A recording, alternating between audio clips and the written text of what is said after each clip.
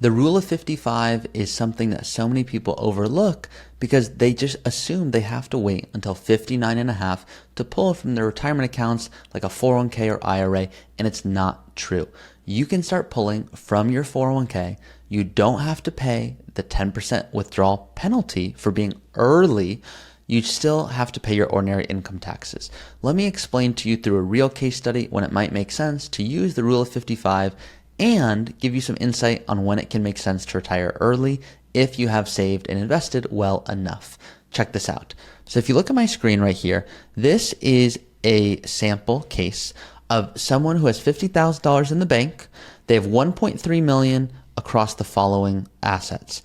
$150,000 is in a superhero account that I call a brokerage account, that I call a superhero account, excuse me, but it is a brokerage account. A 401k, $1 million, that's pre-tax, $100,000 Roth, $50,000 in an HSA. They have a home that they're close to paying off. You see the home's worth nearly $1.6 million, and they've got a mortgage of $117,000 left on it. So they're almost there. Now, in terms of their ability to retire, what they had assumed is they have to work until 59 and a half because they're 57 and 50, and they're like, we just don't know how we're going to withdraw enough income in retirement. And they'd assumed that they should pull from their 401k first. This could be a longer video where I talk about what's called withdrawal sources. Where should you pull from to minimize your lifetime tax liability? And when you pull from a 401k, you have to pay what's called ordinary income taxes, as if you made more money. Superhero accounts get subject to what's called capital gains tax treatment. Let me show you an example so you can actually see it in real time. So this is called my important numbers sheet. All of this and the software is available in the description of this video. Now you can see here, if they were to hypothetically withdraw, let's call it $96,950 in retirement, they would be paying 12% on the dollars they withdraw between $23,851 and $96,950, and 10% on the first $23,850. Now, that's ordinary income. That applies if you withdraw from your 401k or IRA. But that does not apply if you are withdrawing from a superhero account where you get to pay long-term capital gains tax as long as you've held it for over a year in that individual security. So let's pretend they wanted to take $96,700 and they had a stock that hypothetically had been purchased at, let's just keep it real simple here. Let's say they bought it for $1,000. Let's say they bought it for $5,000 and now it's worth $100,000. That's a $95,000 gain. That gain, you can see here, you'd think, well, I got to pay significant taxes on, right? Well, assuming there's no other income, which is unrealistic because most people have Social Security or rental income or some part-time income, they could pay 0% taxes on those dollars, which is why it often makes sense to pull from something like a superhero account first. In their situation, what I would encourage is, one, I always determine, hey, how much would you like to spend in retirement? What does that look like? But assuming they've thought through that, let's say that they go, we want to retire at, pretend he goes, I'm ready to retire now, 57, and the spouse is currently not working in this case.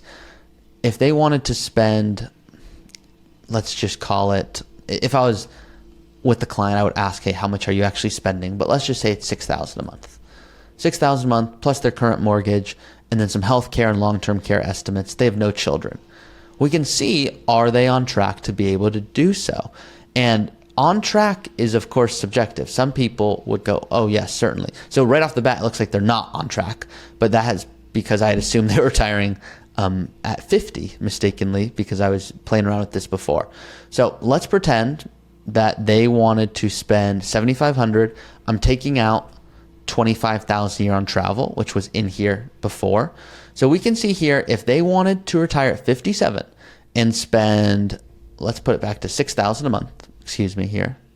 So retire at 57 and spend $6,000 a month, that's after taxes, adjusted for inflation, they would be the green line here. So once again, this is their current age, 57, spouse is 50.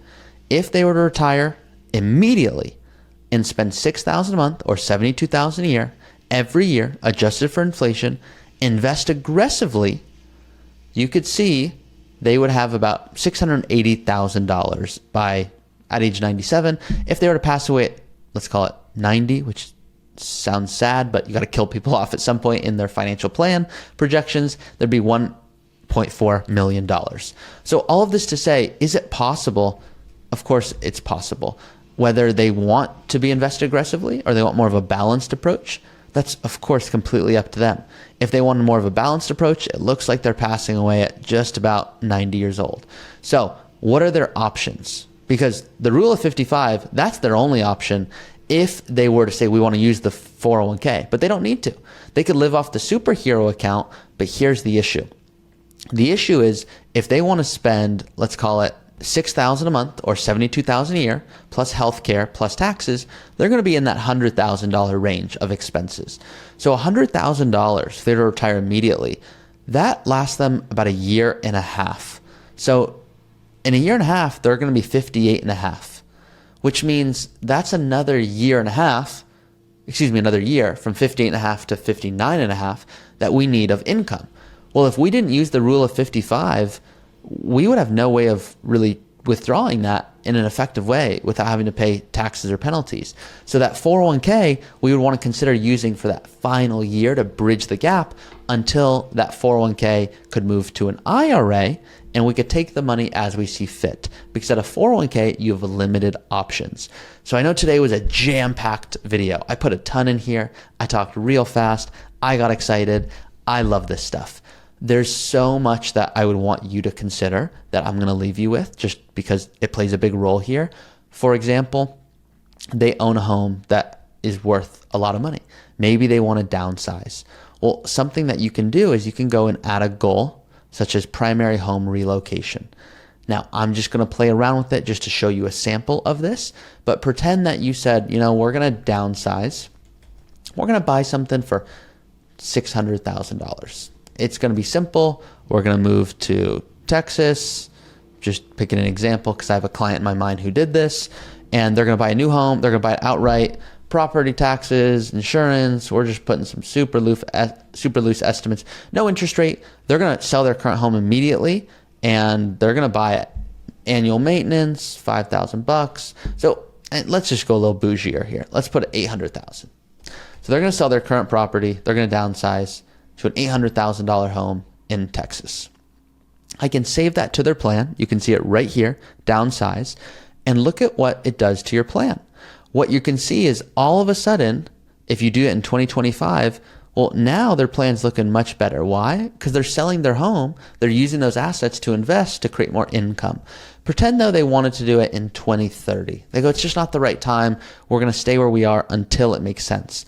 Well, then you can see that little sharp uptick here when it would make more sense. But you can see there's less dollars at the end. Why is there $300,000 left over? Instead of when we did this in 2025, immediately, you're going to see there's way more dollars. There's 1.2 million. Well, the difference is that's 5 more years of letting that property that you kept on to, it's 5 more years of selling it and letting that grow and compound on itself. Because it's so much more attractive financially, you're putting way more money to work. Now, they might go, we don't want to die with 1.2 million. Maybe they do want to leave that behind, but they can go say, well, what if we bought a home for 1.2 million? They might see it doesn't really make a big difference if they were to do that because at the end of the day, it's putting them in a similar position.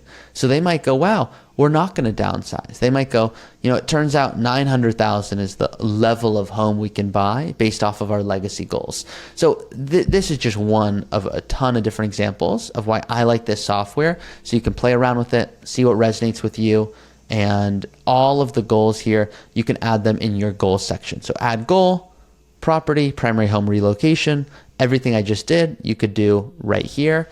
And it's really nifty as a technique. Now, what I hope all of you recognize is we love doing all of this. Tax planning, estate planning, healthcare, withdrawal, insurance. This is what really lights us up. So if you're looking for a team to partner with, we would love the honor of speaking with you to see if it makes sense to partner with one another. Finally, if you want access to this software, it is available in the description of this video. That's it, and I'll see you guys next time.